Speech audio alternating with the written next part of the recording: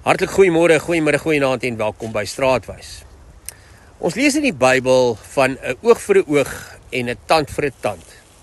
En eerlikwaar, mense haal daai versies baie vinnig aan wanneer daar goed soos oorlog is, wanneer daar onreg is, wanneer iemand jou seer gemaak het, wanneer jy voel jy moet terugkap. Maar wat beteken dit regtig binne konteks? Want as ons mooi kyk, dan is daai woorde nie oorspronklik geskryf om wraak aan te moedig nie. Dit staan in boeke soos Exodus en Levitikus as regsbeginsels. Want onthou, mense van daardie tyd het hulle regstelsel bepaal op grond van wat in die Bybel staan. Dit was eintlik bedoel as 'n beperking van wraak, nie toestemming tot wraak nie. Met ander woorde, as iemand jou koei steel, kan jy nie sy hele familie uitwis en doodmaak nie. As iemand jou slaan en jou te lyf gaan, kan jy nie sy dorp gaan afbrand nie. Dis die beginsel wat ons vandag nog ken as the punishment should fit the crime.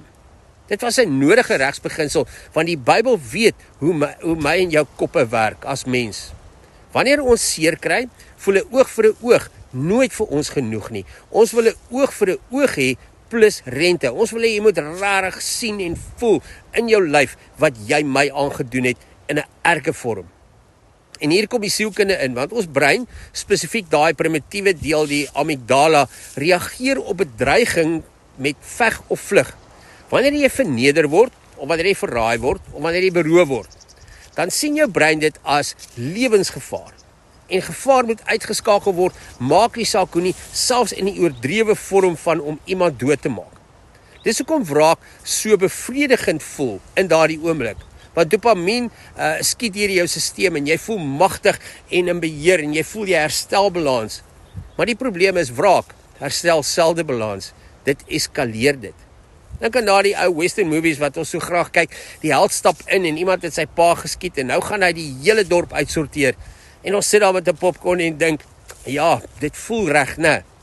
Maar in die werklikheid laat daai ingesteldheid generasies lank se oorlog, seer, pyn en daar is nie 'n oplossing daarvoor nie. En dis in hierdie tipe raamwerk wat Jesus na ons toe kom in die Nuwe Testament, in 'n wêreld vol mense wat se oë uitgesteek is en se tande uitgeslaan is. En hy wys dit werk nie so nie. Ons het dit verkeerd verstaan. Matteus 5 sê hy, julle het gehoor daar is gesê 'n oog vir 'n oog, maar ek sê vir julle, moenie die bose met die bose vergeld nie.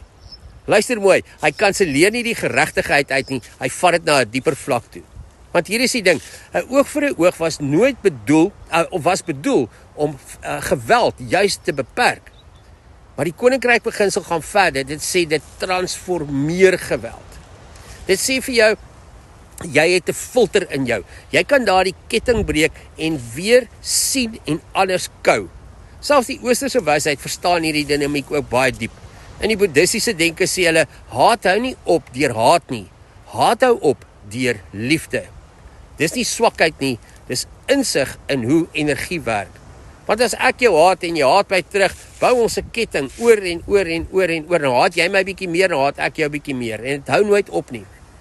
As ek jou haat en jy kies 'n bewuste respons in plaas van 'n reaktiewe wraak, breek jy die ketting. En dis die roeping, dis wat Jesus se boodskap hier is. Moderne spiritualiteit praat van karma, nie as 'n strafstelsel nie, maar as 'n wet van saai en maai. Wat jy uitstuur, bou jy in jou bewussyn.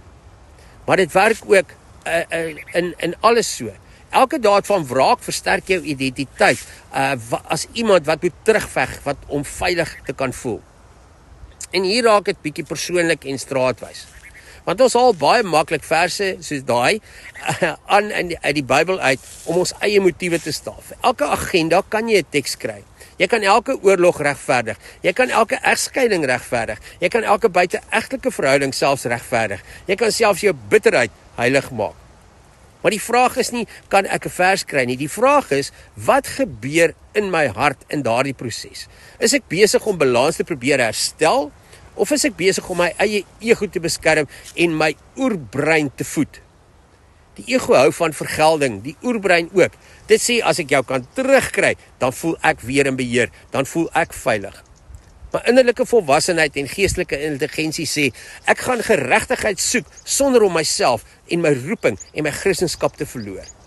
Dis belangrik om te sê. Vergifnis beteken nie daar is geen gevolge nie. Regstelsels is nodig, orde is nodig, grense is nodig. Selfs die oorspronklike oog vir 'n oog beginsel het gesê, maar moenie oordryf nie. Hou dit proporsioneel, hou dit regverdig, hou dit realisties. Maar geestelike groei vra nog iets. Kan jy reageer sonder om deur jou pyn beheer te word en oorheers te word?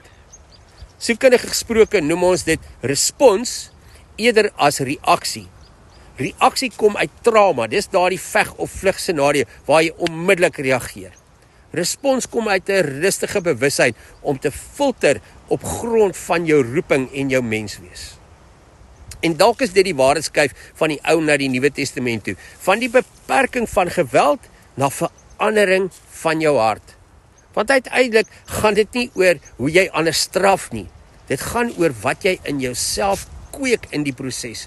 As elke konflik in jou lewe 'n oog vir 'n oog situasie bly, gaan jy en almal om jou blind eindig. As elke byt 'n tand kos, gaan niemand meer op die ou einde van die dag kan glimlag nie.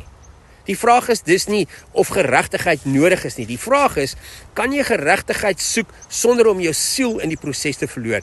Kan jy grense stel sonder om haat te kweek? Kan jy balans herstel sonder om oorlog binne in jou en die mense rondom jou aan die gang te hou?